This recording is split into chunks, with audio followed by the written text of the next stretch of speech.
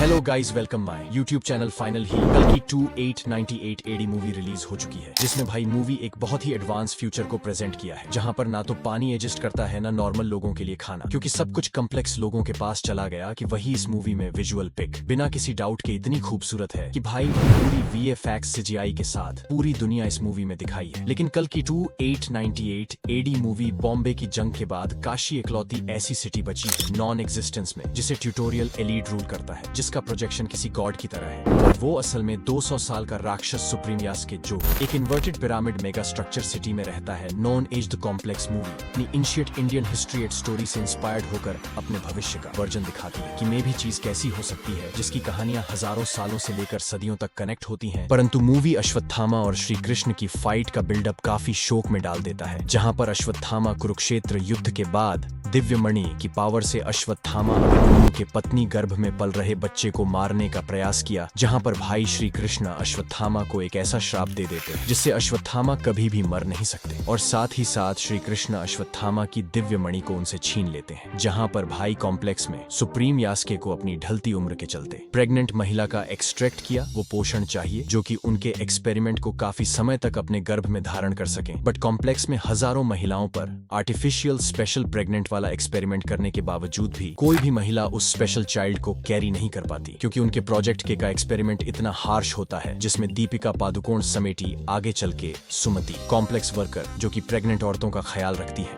उसके ऊपर जब एक्सपेरिमेंट हुआ जो कि पास्ट में कई बार फेल हो चुका है, वो अचानक से प्रेग्नेंट हो गई और अब उसके गर्भ में कल की भगवान खुद है। लेकिन हजारों सालों के बाद जब अश्वत्थामा को अपने पापों के प्रायश्चित करने का मौका मिला तो अश्वत्थामा समिति को बचाने के लिए लौट आते हैं। लेकिन गाइस, इसी के साथ में प्रभास का कैरेक्टर नजर आता है, जहां पर प्रभास बाउंटी एंटर मूवी में भैरवा के रोल को प्ले करते हैं। लेकिन कॉम्प्लेक्स समिति को पकड़ने के लिए 1 मिलियन यूनिट का ऑफर दिया है, जिससे भैरवा के पास एक मौका है ताकि वो कॉम्प्लेक्स में आराम से अपनी जिंदगी बिता सके। लेकिन भैरवा और भुज्जी समिति पकड़ने के लिए जाते हैं, जहां पर भैरवा का सामना अश्वत्थामा से होता है। परंतु भाई अश्वत्थामा और भैरवा की फाइट का बिल्डअप सीन काफी अमेजिंग कूल होता है, जिसमें अश्वत्थामा भैरवा को 3 बड़ी कंक्रीट की दीवार से डैमेज करके समिति को ले जाता है। लेकिन प्रभास के लिए कॉम्प्लेक्स के दरवाजे खोलने की एक अनोखी की है। लेकिन अलीटा बैटल एंजल मूवी भाई आपने अगर देखी है तो अलीटा यूनिट के लिए इस मूवी में बाउंटी एंटर का रोल निभाती है, परंतु बाद में हमें फाइनली फीचर किया शामबाला नगरी को, जहां पर ये कॉम्प्लेक्स तो हमें पता है कि पैराडाइज है काशी, डंपिंग ग्राउंड है ह्यूमन सर्वाइवल का, और कॉम्प्लेक्स के स्लीव का वही शामबाला नगरी है योद्धाओं की, जहां भाई कॉम्प्लेक्स के अगेंस्ट खड़े हो रहे रेजिस्टेंस का